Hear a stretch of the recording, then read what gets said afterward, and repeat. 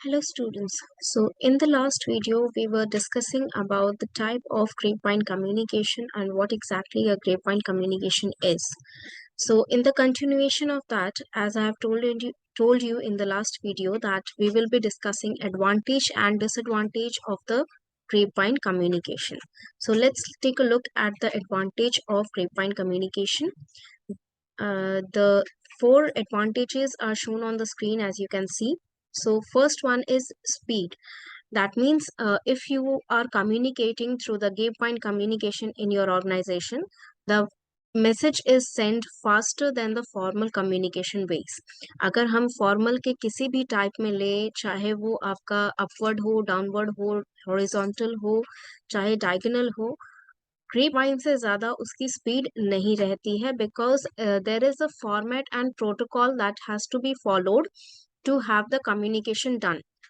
जैसे मैंने आपको बताया था कि अगर आपको वर्टिकली जाना है, यानी कि अपवर्ड डाउनवर्ड जाना है, आप अपने से इमीडिएट सीनियर या उनके इमीडिएट सीनियर तक ही कम्युनिकेट कर सकते हैं. तो अगर उनसे भी ऊपर हायरार्की में कोई है जिन्हें आप तक कोई मैसेज पहुंचाना है, तो उनको आपके सीनियर के थ्रू पहुंचाना होगा. They can not come directly to you and ask the question और assign you some work. They will assign you the work through your immediate seniors. यानी कि अगर आपके टीम को कोई प्रोजेक्ट मिल रहा है, तो टीम लीडर को मैनेजर बताएगा कि कौन सा प्रोजेक्ट आपको मिलना है. They will not go directly to the team members.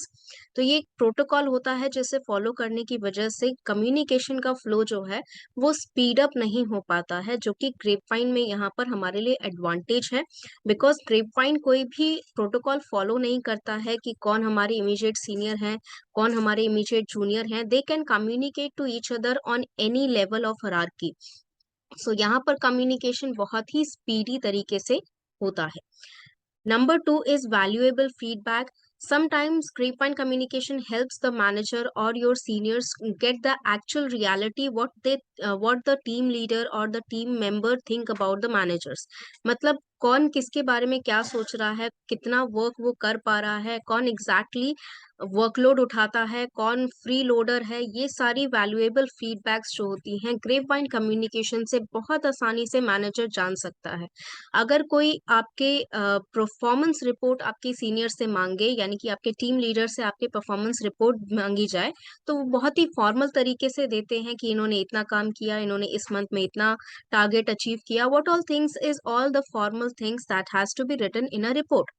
But अगर इनफॉर्मली पूछा जाए तो वो ऑब्वियसली बहुत आप कह सकते हैं डिटेल फॉर्म में बताएंगे कि इन्होंने इतना काम किया, या इस तरीके के काम में इन्हें दिक्कत आती है, इस तरीके के काम को करने से वो मना कर देते हैं.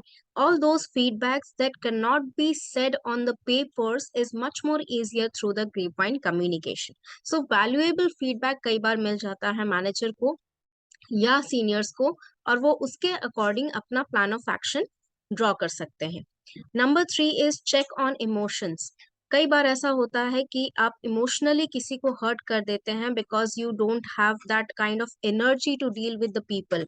आप बहुत ही ज्यादा रिस्क ले रहे हैं, आप बहुत ही ज्यादा बर्डन में हैं, और आपके इमीडिएट जूनियर कोई गलती कर देते हैं. कई बार आप उनसे भड़क जाते हैं and you just throw all the emotion on them, you dump all the emotion on them.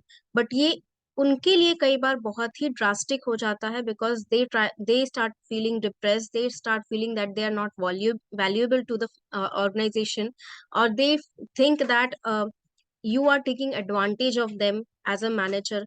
तो चेक ऑन इमोशंस जो होता है ग्रेपवाइन के थ्रू आप पता लगा सकते हैं कि कब आपने कोई बात कही थी जिसकी वजह से किसी भी मेंबर को बुरा लग गया था, या उनकी कोई बात ऐसी है जो आपको खराब लगती है और वो आपके सामने नहीं कह पाते हैं.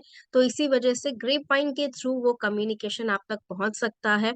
सो इमोशनल चेक का मतलब ये है कि आप बेसिकली इमोशनली जो कनेक्शन आप नहीं ले पाते हैं हायरार्की के अलग अलग लेवल के होने के वजह से, तो वो कम्युनिकेशन आप ग्रेपवाइन के थ्रू कर सकते हैं.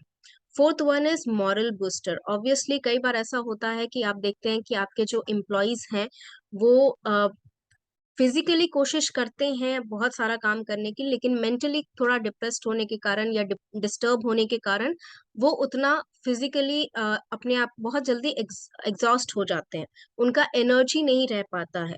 तो अगर आप थोड़ा बहुत प्रेज कर देते हैं, अप्रिशिएट कर देते हैं, it is a great point communication, because it is informal, वो फॉर्मल नहीं है। अगर आप किसी को प्रेज कर रहे हैं जाकर, या उन्हें हेल्प कर रहे हैं किसी काम में, किस तरह उस काम को बेहतर तरीके से किया जाए, वो आपका फीडबैक प्रॉपरली अगर आप रिटन फॉर्मेट में देते या एक मीटिंग के थ्रू करते, तो वो फॉर्मल होता।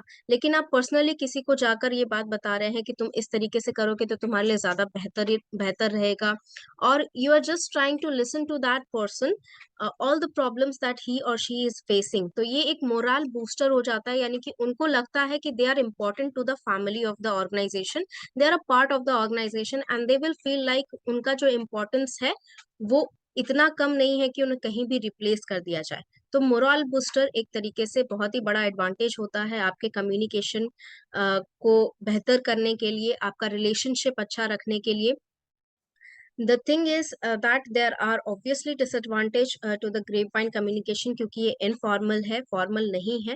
बेसिकली बहुत सारी ऐसी चीजें होती हैं जो ग्रेपवाइन कम्युनिकेशन में अगर हम कंट्रोल ना करें तो इफेक्टिवली आपके ऑर्गेनाइजेशन को बहुत बड़ा नुकसान हो सकता है। तो let's talk about the disadvantage again. So disadvantage number one is spreading rumours. Obviously grapevine communication यानी कि इनफॉर्मल कम्युनिकेशन का यूज सबसे ज्यादा अगर किसी चीज में होता है तो स्प्रेडिंग रूमर्स। किसी के लिए भी कोई भी अफवाह फैलाने के लिए ग्रेपवाइन कम्युनिकेशन सबसे ज्यादा बेहतर रहता है। आप कुछ भी कह दें, बहुत सारे लोग वैलिडिफाई नहीं कर पाते हैं, क्योंकि वो रूमर्स जो होते हैं उन लोगों के बारे में होता है जिनके साथ वो वेरी कम्युनिकेशन टर्म्स पे नहीं है, इनफॉर्मल कम्युनिकेटिंग टर्म्स पे नहीं है, सिर्फ फॉर्मल कम्युनिकेटिंग टर्म्स पे है। तो वो आपकी बात को भरोसा करने पे मजबूर हो जाते हैं, because they trust you rather than the person जिसके बारे में आप रूमर्स बता रहे हैं। तो इसकी वजह से कोई वैलिडिफिकेशन नहीं है, कोई प्रूफ नहीं होने के बावजूद रूमर्स जो हैं वो काफी हद तक आपके दिमाग में बैठ जाता है। नेक्स्ट टाइम जब भी आप उस पर्सन को देखेंगे, यू विल जज that person depending on the rumour, whether it is true और नॉट, दैट डजंट मैटर। वो कितना बेहतर काम कर रहा है ये भी मैटर नहीं करता है। कई बार ऐसा होता है कि रूमर्स इतने खराब होते हैं कि वो उस पर्सन का करियर बर्बाद कर सकते हैं। So spreading rumours is one of the huge disadvantage of the grapevine communication और informal communication in any organisation. Next is distorts messages. कई बार ऐसा होता है कि मैसेज जो होता है डिस्टॉर्ट हो जाता है। यानी कि अगर मान लीजिए आपके 2 लेवल सीनियर जो हैं उन्होंने कहा कि ये प्रोजेक्ट जो है इस हफ्ते तक मुझे इस प्रोजेक्ट रिपोर्ट को मेरे डेस्क पर मुझे चाहिए। नाउ द थिंग इज कि उसको इवेल्युएट भी करना है। अब वो सारी इंफॉर्मेशन आपके पास है, तो आपके इमीडिएट सीनियर तक जब ये इंफॉर्मेशन पहुंची तो वो आप पे ज्यादा प्रेशर डालेंगे।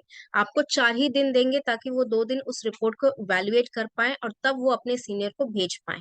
तो इसकी वजह से क्या होता है कि बीच का जो मीडिएटर होता है कई बार आपको मैसेज को डिस्टॉर्ट कर देता है। आपको अर्जेंटली कौन सा काम करना है, इमरजेंसी में कौन सा काम कंप्लीट करना है, कौन से काम कंप्लीट करने पर ज्यादा प्रॉफिट होगा, ये सारा मैसेज उनके पास रहता है, आप तक नहीं पहुंच पाता है। तो आपसे जो काम करवाना चाहते हैं immediately and urgently, they will message you in that format rather than कौन सा काम जरूरी है आपके लिए या कौन सा काम आपकी टीम के लिए ज्यादा बेहतर है।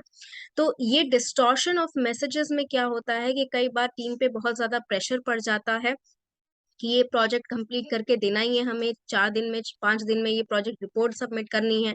तो ये सारी चीजें क्या होती है, काम पर बहुत ज्यादा इफेक्ट पड़ जाता है उसका, और बेहतर तरीके से जो होने वाला काम था उसका एफिशिएंसी घट जाता है।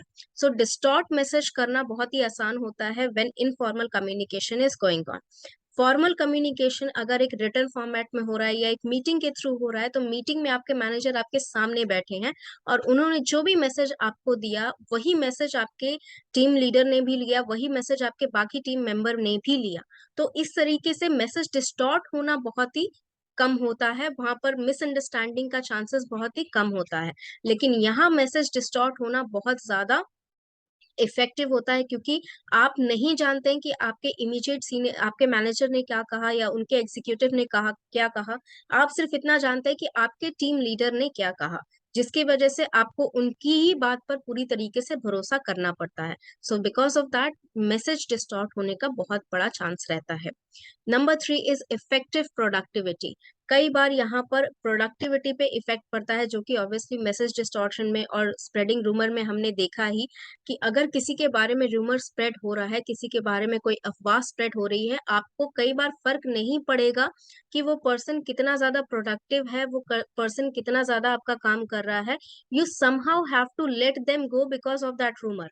अब वेदर वो सच था या नहीं था, आपको कंपनी इमेज बचाने के कारण या किसी भी ऐसे स्टेटस लेवल के वजह से आपको उस प्रोडक्टिव इंसान को छोड़ना पड़ता है, या उस प्रोडक्टिव इंसान के साथ आप काम करना नहीं चाहेंगे, क्योंकि ये ऑब्वियस सी बात है कि आपके दिमाग में जो रूमर बैठ गया है उसे आप निकाल नहीं पा रहे हैं। मैसेज डिस्टॉर्ट होने के कारण आपको नहीं पता चलता है कि कौन सा काम अर्जेंट है, कौन सा काम इम्पोर्टेंट है। जैसा कि मैंने कहा, जो आपके इमीडिएट सीनियर हैं, टीम लीडर ने अगर कह दिया कि ये काम जो कर रहे हो ये छोड़ दो, जो काम मैं दे रहा हूँ उसको अभी कंप्लीट करके दो। Now the thing is, if the work that you were doing was urgent and important, that will be left out and you will be the one facing the burden of non all the work that was not completed. अगर उनको डांट पड़ेगी या उन्होंने कोई काम नहीं लाके दिया, तो वो सीधा सीधा इल्जाम आप पे लगा के दे देंगे कि इसने काम नहीं किया। सो प्रोडक्टिविटी पे कई बार इफेक्ट पड़ता है, और इसका इनडायरेक्ट इफेक्ट आप पे भी पड़ेगा, क्योंकि अगर आप बार बार किसी और के मिस्टेक्स की वजह से अपना जो है रिस्पेक्ट खो दे रहे हैं, आपको बार बार डांट पड़ रही है उनकी वजह से, आपको भी काम करने का मन नहीं करेगा आगे, because respect and appreciation is the one of the moral boosters, most important moral boosters in the organization. And when you're not getting this appreciation, you're not getting this respect from the co-workers or your seniors, आपका productivity अपने आप ही घट जाता है, आपको काम करने का मन नहीं करता है। And the last one is lack of control. Obviously आप कोई भी रूमर स्प्रेड हो रहा है, मैसेज डिस्टॉर्ट हो रहा है, उसको बिल्कुल भी कंट्रोल नहीं कर सकते हैं। अगर सीईओ ने कोई मैसेज भेजा है, डायरेक्टली भेजा है, तो you can understand it upon your some, नहीं समझ में आए तो आप इधर उधर से पूछ के कंफर्म कर सकते हैं what exactly the message means. But if the message is indirect, जितने लोगों के थ्रू वो मैसेज पास होगा, जैसा कि हमने टाइप्स में पढ़ा था, अगर सिंगल स्ट्रैंड बी कम्युनिकेशन जा रहा है, तो जितने लोगों के थ्रू वो मैसेज पास होता जाएगा, उतने लोग हैं उस स्टोरी का या उस मैसेज का वर्जन अपने हिसाब से चेंज करते जाएंगे, और इस पे आपका बिल्कुल भी कोई कंट्रोल नहीं है, चाहे आप सीनियर हैं चाहे आप जूनियर हैं। सो लैक ऑफ कंट्रोल की वजह से ग्रेपवाइन कम्युनिकेशन जो है हमारे एक डिसएडवांटेज में आ जाता है। बट ऑब्वियसली यहाँ पर इफेक्टिविटी भी है। तो इफेक्टिविटी डिपेंड करती है आपके सीनियर्स के ऊपर, आपके मैनेजर्स के ऊपर और खुद आपके ऊपर। आप जब भी कहीं वर्क करते हैं तो डिस्टॉर्टेड मैसेज या रूमर्स की वजह से ऑब्वियस सी बात है कि आपको प्रॉब्लम होगी ही। बट इन सारी चीजों को क्लियर अप कराना इमीडिएटली बहुत जरूरी होता है। मान लीजिए आपके बारे में कोई रूमर स्प्रेड कर रहा है और आप तक ये इन्फॉर्मेशन पहुंचती है, do not wait for your senior to come to you.